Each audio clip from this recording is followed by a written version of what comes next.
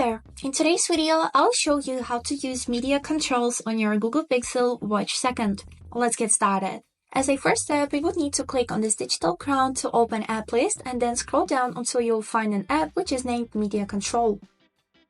Here is it how it looks. Click on it and the first thing that you'd see right here is this playback menu, in which you'd be able to pause this song, play it again, skip to the next one, and in some cases you would be able to put on the previous song. And also by clicking on this icon with a little speaker, you'd be able to manage the volume with the help of the digital crown or by clicking on these buttons. And also an extra tip, you can add a widget with these media controls to always have fast access to the media controller.